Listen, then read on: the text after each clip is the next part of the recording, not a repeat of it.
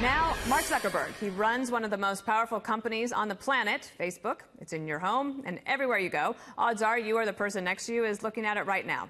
I got to sit down with Mark Zuckerberg for a rare and exclusive interview. We talked about 2020, attacks on the rich, concerns over bias against conservatives, privacy, and a lot more. But we kicked things off with free speech. I asked him whether he thought it was under attack. Well, I think it's an important moment to stand up for voice and free expression here and around the world.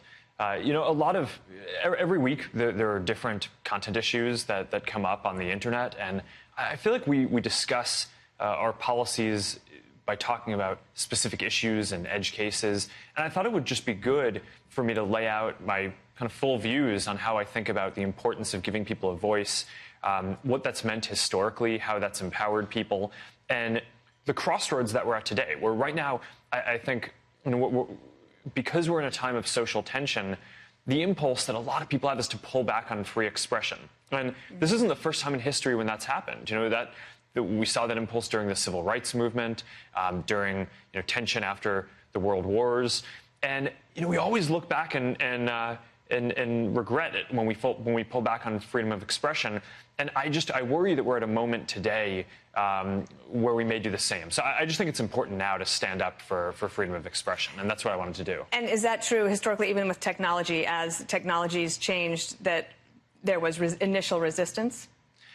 Oh, yeah. I mean, look, it's not just technology. We've had this explosion of an ability to express ourselves, and that's cultural norms, its legal protections, and its technology. I think most Americans are probably aware of our Enlightenment history, that we enshrine the First Amendment of the Constitution, but our legal rights to call out things that we think are wrong have dramatically expanded, even in the last 100 years. Libel laws used to make it so you could impose damages if you called something out that was negative, even if it was true, what you were saying. And then, of course, the standards shifted, so as long as your critique was you could prove it true, you'd be okay.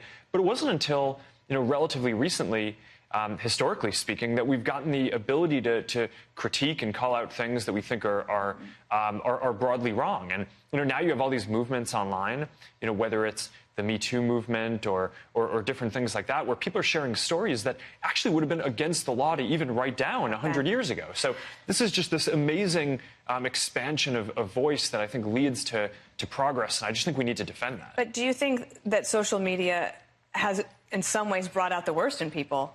Right, that we can be mean to each other, we can be bullying, we can be withering towards each other, and if it's anonymous especially, do you think that maybe there's a downside to it? Well, look, there are certainly issues, right? I think you asked about technology, and with the internet, I think a lot of people say, hey, this may be completely different from everything that's come before it, so maybe we should just ignore our historical precedent around defending free expression. And I just think that that's probably overly broad, because the same critique was made against every technology, from the printing press to the radio to TV. But there are specific things that are, of course, different about the internet that we need to address. So now, many more people have a voice, and some people choose to use their voice to organize violence. People can spread misinformation faster than they were able to before. People can form new types of communities that has the potential to lead to polarization. You can live stream events now, which helps us be present with each other and capture moments that wouldn't have been possible before, but it also helps people stream things like terrible acts of violence. And for each of these things, the internet platforms and Facebook especially, we have a responsibility to make sure that we address these harms and make sure that we can address these risks. But I feel like we can do that in a way that still protects freedom of expression. And I think it's our responsibility to make sure that we address the issues, but also to push back on broadening the definition of what people consider dangerous online beyond what is absolutely necessary. It's interesting that it's coming this week. The Democrats had one of their debates this week in which there was a long exchange between Senator Kamala Harris of California and Elizabeth Warren. Kamala Harris said that she thinks that Twitter should shut down President Trump's account. Do you think that's a ridiculous idea? I mean, it's hard for me to weigh in on Twitter's policies, but in general, no. I mean, look, my belief is that in a democracy, I don't think that we want private companies censoring politicians in the news. I generally believe that as a principle, people should decide what is credible and what they want to believe and who they want to vote for. I don't think that should be something that we want tech companies or any kind of other company doing. So that's something that I feel very strongly about. I worry about a social trend today where I see more people across the spectrum trying to label different speech as dangerous because it may lead to political outcomes that they don't want. And I think that there are real dangers and harms online that need to be addressed, and we definitely need to work on that, and we are. There's a lot that we're doing. But I also think that we need to do this in a way where we stand up for each other's right to express ourselves and be heard. Senator Elizabeth Warren, you had a back and forth with her on Twitter last week, and she's very frustrated with your new policy about not being willing to police truth in advertisements, political advertisements, and basically asking how could Facebook in good conscience take money for ads and allow them to be posted if they know that the information that a politician is putting forward is false? Look, I just think that in a democracy, it's important for people to see for themselves what politicians are saying. And, political speech is some of the most scrutinized speech that is out there. So that's already happening.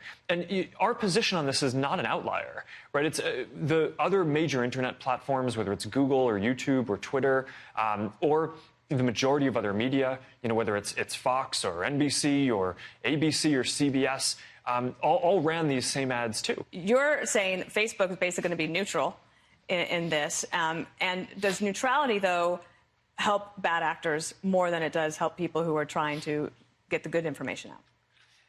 I don't think so. This is clearly a very sensitive area.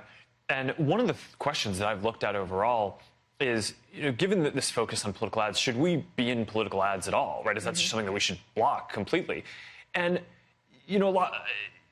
from a business perspective, the controversy that all this creates is clearly not worth the very small amount of our business that is based on political ads. That's not really anywhere near a big part of what we do. But the reason why I've stood up for this is, well, there are really two. One is principle and one is practical. The principle is that ads can be an important part of voice. If you're a challenger political candidate, or if you're running an advocacy group and the media doesn't cover what you're talking about, ads can be a way to inject your message and make it be part of the debate and something that people have to discuss. So banning political ads favors incumbents, and it favors whoever the media chooses to cover. It's interesting you say that because Elizabeth Warren, she also said she would not take any money from certain big tech executives for her campaign. But she does do a lot of fundraising through political advertisement and grassroots engagement on your platform.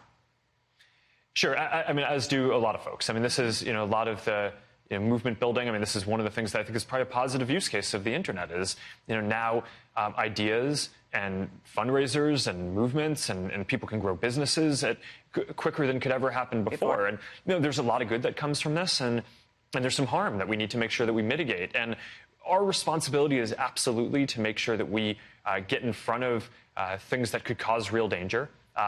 We have a massive investment in this today.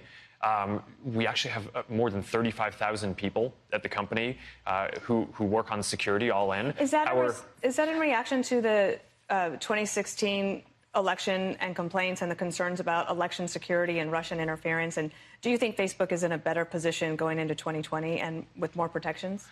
Yeah, so it's, we really increased the investment in security for a lot of reasons over the last few years. Now our security budget today is actually greater than the whole revenue of our company was when we went public in 2012. So that's, it's quite an investment. One of the important areas certainly is election security. And, since 2016, we've played a role in defending against election interference in every major election around the world. So it's not just the American elections. It was the French presidential election, the German federal election, in the elections in Mexico and Brazil and India, and then across the EU recently. And what we see are that these nation states, they keep on getting more sophisticated in what they're trying to do, but we're able to build AI systems that can spot clusters of accounts that aren't really behaving the way that people would, so we can shut them off.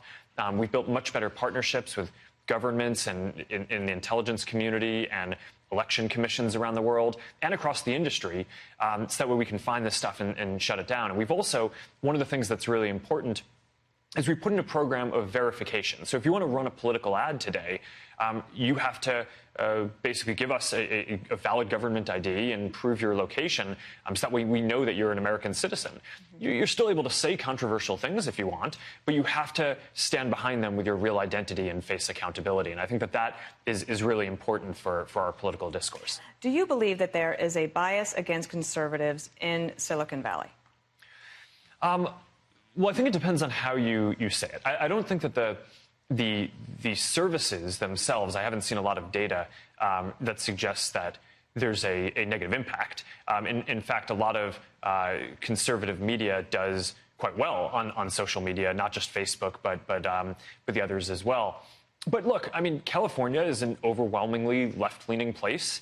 If you look at the political donations from the tech companies, it's 90+% of them go towards Democrat candidates. So, I understand why people would ask the question of, are my ideas getting a fair shake? And all that I can say on this is something I care deeply about. I mean, I want to make sure that we can be a platform for all ideas. I think that giving everyone a voice is important, and that's how we make progress. And that's why I've tried to have a diversity of people, both of views and backgrounds, at the company in leadership positions, on all the teams that are making relevant decisions about content. This is just something that I take very seriously. Do you get pushback for that stance of yours from employees at your company? I mean, sometimes. I mean, these are things that are debated back and forth. But look, I think there's lots of elements of I want to make sure a lot of different views are represented at the company, right? It's not just political views, it's religious views and different racial backgrounds and different kinds of views. And we're also a very global company, right? We're based in the U.S. and we're very proud of that. But a lot of the people we serve are outside of the U.S. and we want to make sure we have international views too. So I just think that that's all part of building a service where you can help billions of people around the world exercise their voice and free expression to help bring people together and make their communities better. Basically, the government is coming at you in three basic ways. They think you're too big, you're too nosy, and you're too irresponsible. So some want to break Facebook up. They think antitrust is the way to do that. Some think that, and maybe you agree, that content should possibly be regulated. And then others think that you're not responsible enough with private data, and they want to know what you're going to do about that. How are you going to take those in turn?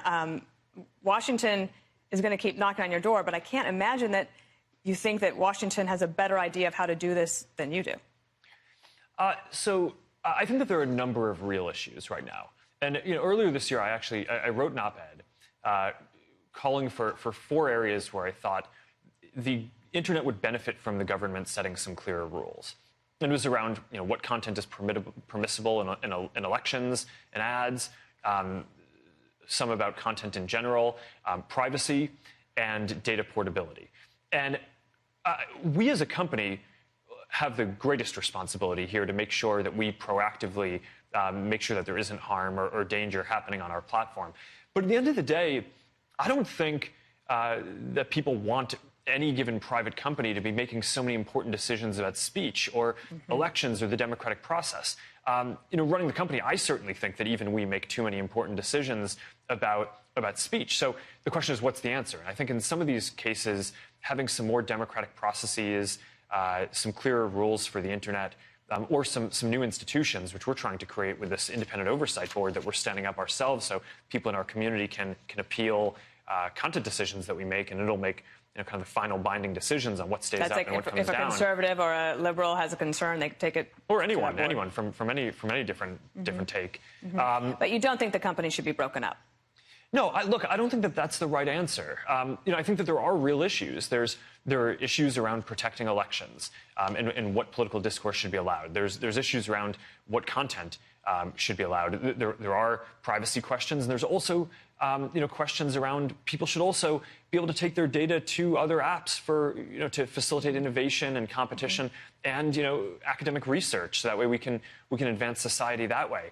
But I basically think each of those problems requires work on our part, but also clearer rules that I think have to come from either the government or some kind of independent self-regulatory situation. But right now, what I think is happening is I think people aren't seeing enough progress on some of that regulation, right? I think that we've made a lot of progress in terms of protecting the integrity of elections. Certainly a lot of the challenges that were there a few years ago. I think you can look at the results of elections around the world and see that our systems are now a lot better, and we can be a lot more confident. Do you regret that it wasn't ready before? Well, we certainly were too slow to being able to identifying the kind of misinformation operations that Russia was running in 2016. Bernie Sanders has long been saying that he doesn't think billionaires should even exist. And you have said that, maybe I don't even need this much money. But do you believe you earned your money fair and square? So look, here's what I said and what I believe is I don't think that in some cosmic sense that anyone deserves to have billions of dollars. Where there are a lot of people who do really good things and help a lot of other people, and you get well compensated for that. But at some level, that's really a lot of wealth. Now, it's not necessarily that I agree with some of the policy prescriptions that some of these folks are putting forward. Some people think that the issue or the way to deal with this accumulation of wealth is let's just have the government take it all, and now the government can basically decide all of the medical research that gets done or all of the I personally believe I spend a bunch of time at our philanthropic initiative, the Chan Zuckerberg initiative that I run with my wife, and basically I think it's good that there are different philanthropies and different organizations that can put competing ideas out about how to do research or science in different places. And maybe what we're doing is going to be good, maybe it's not, but I fundamentally believe in that competition and that you want different ideas out there. I asked him about privacy and whether people can feel safe about their information online. Not only that, I wanted to find out what's the biggest problem that he's trying to solve right now. Here's what he said. Right now, it's the balance that I'm trying to get right is while we're working through some of these big social issues around speech and content and privacy and data portability, I want to make sure that we continue to defend people's ability to have a voice and stand up for free expression. It is absolutely, we were at a crossroads now, not only in our country and in our culture, where a lot of people have an impulse to pull back on that, but around the world. And we're seeing this with, increasingly, some of the technology platforms that are coming out of China and the censorship that's happening there. I just think that this is a moment where we really need to stand up for people's voice and for free expression, because I just think that that's going to be critical to our progress over the decades to come. People that are concerned about their privacy, what can you tell them to assure them that their information is safe, that it's not going to, they're not going to wake up in the morning and find out that their data has been sold to another company or has been leaked somehow? What have you guys done for that? Sure. So just to be clear, we don't sell data, and we have a longstanding and generally very strong security program to defend against hacking. We also recently entered into an agreement with the FTC to basically build a much more rigorous privacy program at the company, which you can kind of think about this as where we're doing the same internal controls and audits around people's personal data as we do as a public company around all the financial data and information that we have. So it's a very rigorous program. It's going to take a lot of our resources. We're going to have more than 1,000 people working on this. And we just think that this is important to make sure that everyone can have absolute confidence when using our services, that we have really strong systems in place to make sure that data. So it's priority number one. Yeah, and that's especially right now, that's probably the top priority, and the most critical thing that we're working on is implementing this program that's just at a whole new standard for the industry. And I think that that's important. I mean, look, we historically I understand that people have a lot of concerns about this, and in the past we've made mistakes, and we need to make sure that we can earn people's trust, and we'll do that by operating at a level of rigor and having a privacy program that sets a new standard for the industry over time. He also opened up about being a dad and dealing with technology. I asked the father of two whether he cuts down on his kids' screen time and also whether social media might be making some people feel a little left out. I obviously care about this for my own two girls, but I also care about getting this right for everyone who uses Facebook in our community. And the research is pretty clear. What it says is that all internet use is not the same, or all screen use is not the same. If you're using it to interact with people, then that is associated with all of the positive aspects of well-being that you'd expect. You feel more connected, less alone, happier, and over time healthier too. But if you're just using it to passively consume content, if you're just going from video to video, then that isn't associated with the same positive benefits. So what does that mean for my own use with the kids? Well, Facebook makes this product Portal, which is it's this great video chat product, and I let my kids use that to communicate with my parents, so they can stay in touch with their grandparents easily, their aunts who live across the country, and I think that's great. If our daughters want to use this to video chat with their cousins or their grandparents, I think that that's wonderful, and I think all the research would generally support that. But I don't generally just want my kids to be sitting in front of a TV or a computer for a long period of time. I mean, they're also very young. I think I'll have more challenges on this when they get older, but. Our oldest isn't even 4 years old. People are worried about it because some people say, like, their loneliness, right? There's a loneliness problem in America that people say that social media has left them feeling anxious and depressed and isolated and lonely, or is that because what you're saying is that they're not interacting? I think we need to make sure that we design our systems so that way they're focused on encouraging meaningful interactions between people. It's when you're interacting with friends, when you're forming meaningful communities, those are the stories that when I travel around and people tell me, that's what's really meaningful in people's lives. If you're just scrolling through a feed and consuming content, I mean, that may be a fun way to kill some time, but that's not kind of the core bread and butter of what people want or expect from Facebook or the social services that we build.